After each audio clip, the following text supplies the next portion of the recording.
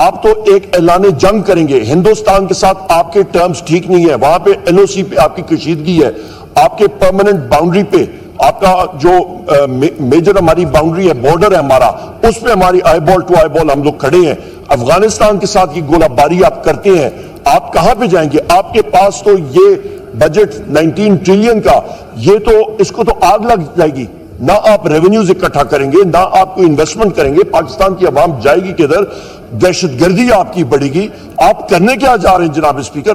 آپ ایک ٹیریٹوریل وار یا ریجنل وار کی طرف جا رہے ہیں۔ کیا ہم لوگ یہ افورڈ کر سکتے ہیں؟ عوام کی جو بیک ہے وہ توڑے گا، ریڑھ کی ہڈی توڑے گا اور کمر توڑ کے رکھ دے گا جناب اسپیکر۔ اس کو ہم لوگ ریجیکٹ کرنا چاہیے۔ جا رہے ہیں جنگ، افغانستان کے اوپر گولہ باری کی تیاری کر رہے ہیں، ہندوستان کے ساتھ پنگا لے رہے ہیں، ایران کے ساتھ پنگا لے رہے ہیں، چین نے پہلے جھنڈی دکھا دی۔ کون سی دنیا میں رہ رہے ہیں؟ یہ تو صحیح اکنامک ٹیررزم ہے۔ عوام کی بجلی مہنگی، گیس مہنگی، تیل مہنگا، ہر چیز اشیاء خورد و نوش کی چیزیں مہنگی، افراد زر خود بخود بڑھے گی۔ یہ کون سی دنیا میں رہ رہے ہیں کہ جی ہم لوگ انفلیشن کنٹرول کریں گے؟ فلوز کہ ایک بندر کے ہاتھ میں آپ ماچس کی تیلی دے دیں، اسے تو پورے جنگل کو ہر جگہ پہ آگ ہی آگ پھیلانی ہے۔ وہ ہے 2350 سال پہلے، اس کا نام تھا سکندر اعظم۔ اس نے کہا تھا may God keep you away from the venom of the cobra, the teeth of the tiger and the revenge of the Afghans۔ جب 2350 سال پہلے ایک شخص آپ کو اندھیا دے رہا ہے، سپر پاورز وہاں پہ تباہ ہو گئی ہیں، تو ہمیں کیا ضرورت یہاں پہ جو انہوں نے پنگا لینا ہے؟ کیا بھی دیتے ہیں کہ میں مانگنے نہیں آیا، لیکن مانگنا پڑتا ہے۔ کام بڑا ہیوی ہے نا جی، انہوں نے کام بڑا اٹھایا ہوا ہے۔ 1948 سے لے کر آج تک مختلف طریقوں سے مختلف جنگیں ہم پر مسلط کی گئی۔ جب 1948 میں پہلی جنگ شروع ہوئی تو پختونوں کو کہا گیا کہ آپ بڑے دلیر ہو، آپ آ جاؤ، پاکستان کو بچاؤ۔ ہم فرنٹ لائن پہ لڑے۔ 1965 میں دوبارہ ہم فرنٹ لائن پہ لڑے، اور 1979 میں جب رشیا وار شروع ہوئی تو وہ ہماری جنگ نہیں تھی، ہمیں پرائی جنگ میں دھکیلا گیا، اور 1992 تک ہمارے حالات خراب کیے گئے۔ جب 1994 میں دوبارہ وہاں سے آواز آئی کہ شریعت یا شہادت، اور ہمارے حالات خراب کیے گئے۔ اس کے بعد امریکہ جنگ میں ہمیں دھکیل دیا گیا، اور ہماری سرزمین دوبارہ ایک ایسی جنگ کے لیے استعمال کی گئی جس کا ہم حصہ ہی نہیں تھے، اور 2007 میں دوبارہ طالبان کے نام پر ہماری اوپر ایک ایسی جنگ مسلط کی گئی جس کا اگین ہم نہ ان طالبان کو جانتے تھے۔ کشمیر میں کوئی بات نہیں ہوئی۔ ہاں، کشمیر میں پچھلے کئی سمٹس میں بات نہیں ہوئی۔ کشمیر میں پہلی دفعہ میننگ وے میں OIC میں ہم نے بھرپور نمائندگی کی۔ وہاں 11 کانٹیکٹ گروپس ہیں، کسی کانٹیکٹ گروپ کی میٹنگ نہیں ہوئی۔ وی میڈ شیور کہ کشمیر کے اوپر کافی ہیڈز آف سمٹ کے بعد اس طرح پہلی دفعہ میٹنگ ہو، اس میں ہمارے دوست ممالک نے بھرپور کردار ادا کیا۔ تیسرا، ہم نے کیا کیا جناب اسپیکر؟ اس وقت فوبیا، اسلامو فوبیا، ہمارا بلاسفیمس مٹیریل آتا ہے، کسی کو کوئی پرواہ نہیں ہے۔ ہماری قرآن حکیم کے بارے میں، ہمارے نبی پاک صلی اللہ علیہ وسلم کے بارے میں، ہمارے اسلام کے بارے میں، بھئی اگر جو اینٹی سیمیٹزم ہے وہ ریموو ہو سکتا ہے تو یہ اسلامی مٹیریل کیوں نہیں ریموو ہو سکتا ان تمام ایپ سے جلدی تاکہ وہ پھیلے نہ اور جو دل آزاری ہوتی ہے وہ نہ ہو۔ ہم نے بھرپور OIC میں پہلی دفعہ اس کے اوپر ہم نے بھرپور نہ صرف ہم نے اپنی اس کو ٹیک اپ کیا بلکہ لابی کی، اور اس کے نتیجے میں پہلی دفعہ OIC کے سیکرٹری جنرل کا پرماننٹ جو ہے NOI on اسلاموفوبیا وہ اپوائنٹ ہو گیا۔ کشمیر ہو تو کشمیر کو ہم بالکل ہماری پرائرٹی، اور اس میں کوئی اس میں ہمارا خدا نہ خواستہ سافٹ کارنر نہیں ہے، بلکہ میں سمجھتا ہوں کہ اس ہاؤس کو مجھے موقع ملا ہے، میں آپ کو مبارکباد پیش کرتا ہوں۔ لاسٹ ٹائم جب آپ کو یونائٹڈ نیشن سیکورٹی کونسل کی نان پرماننٹ ممبرشپ ملی تھی، آپ ایک ووٹ سے جیتے تھے، ایک ووٹ سے۔ یہ ہے کانفیڈنس اس حکومت میں۔ دنیا کا اس وقت کہتا ہے جی یہ پاکستان تنہائی کا شکار ہو چکا ہے۔ آج دنیا ہم سے کیوں آگے ہے؟